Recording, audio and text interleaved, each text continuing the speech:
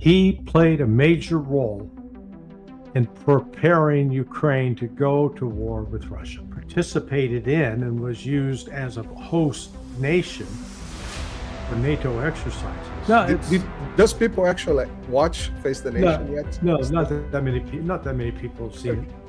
It's okay. Moving to Ukraine, Larry, we had you have an amazing 3-part article in Sonar 21.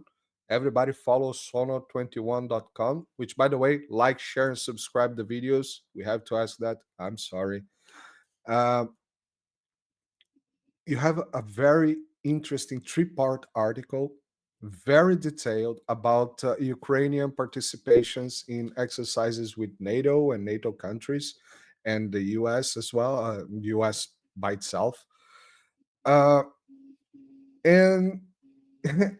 I found very interesting because we've been saying for weeks now that Trump, as you said now, we are getting to 100 days.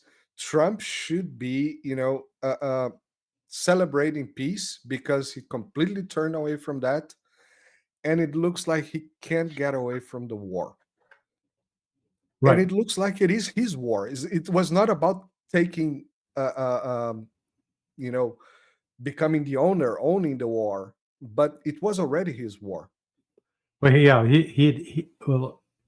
he played a major role in preparing Ukraine to go to war with Russia.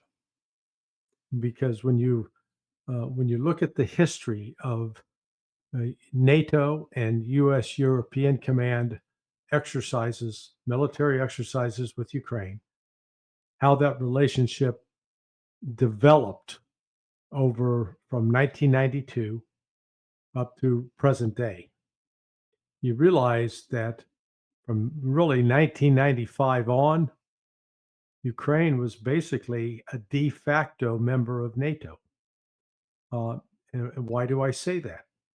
Well, they were not covered by Article 5, so they didn't have that Article 5 protection. They didn't have an automatic seat at the table at every NATO meeting necessarily. And they were under no obligation to make a financial contribution of a certain amount every year. However, the frequency with which Ukraine participated in and was used as a host nation for NATO exercises is shocking, because during the first decade of the 21st century, Ukraine was the 6th most popular country for NATO to use to host an exercise. In other words, NATO has 28 countries. So you'd think that if you said, give me the top 10 list of countries that hosted NATO or U.S. military exercises, that they'd all be NATO countries. Oh, no.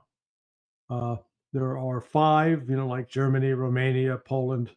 I forget the Lithuania or the Baltic states. And then all of a sudden it's Ukraine and Georgia.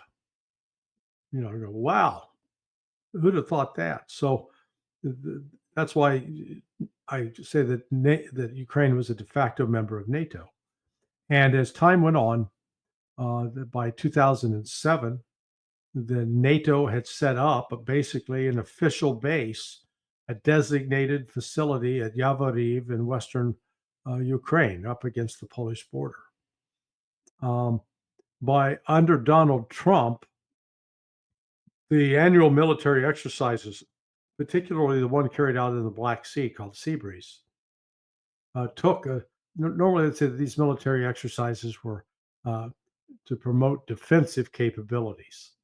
That year was the first time that they stipulated that it was both for amphibious warfare and anti-submarine warfare.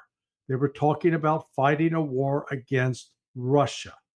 There was no other enemy there to focus on.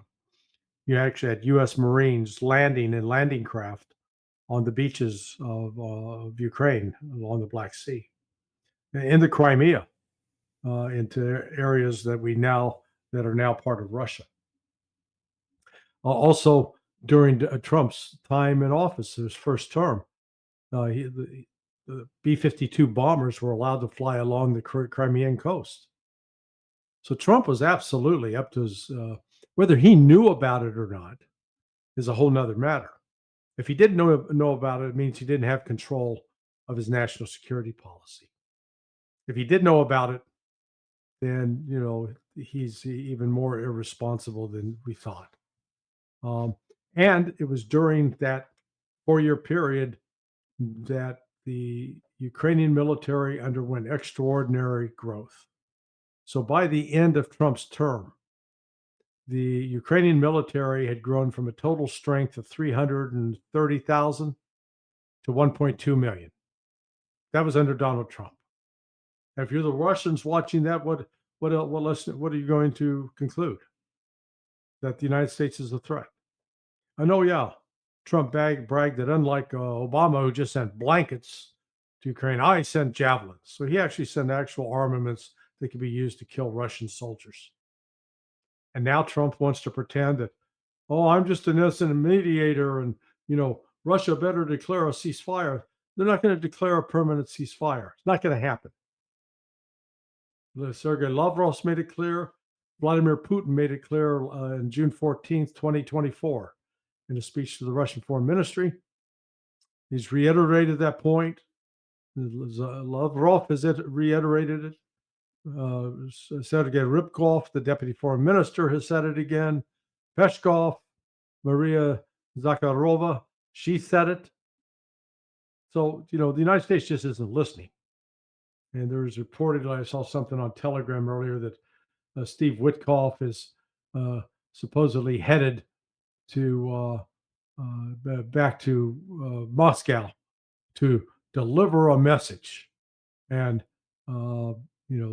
the message is that Russia has to accept a ceasefire. Well, that's not going to happen. I don't even know how to comment on that. What else? Or else? What else? What? About this interview with Lavrov, Larry. How was the repercussion inside the United States? Because outside, we kind of, oh, cool. They are calling back not only that one, but the one that he gave to the Globo, the Brazilian outlet, just after that. Yeah. How do you see the repercussion? I saw that you mentioned that important on the judge. How do you see the repercussion of that inside the United States? No, does people actually watch Face the Nation yet? No, not that many people. Not that many people have seen it.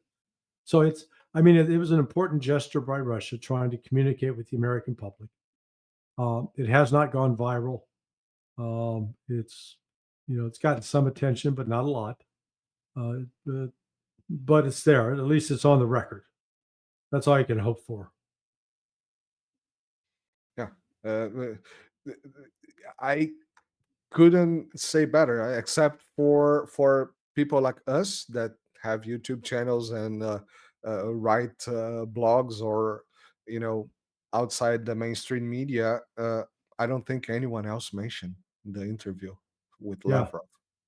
Yeah. Nor the one with the Global, and the one with the Global is actually transcribed in the Minister of Foreign Affairs of Russia, the official website. I found that. Yeah, I think that interview took place on Sunday and it was published on Monday, correct?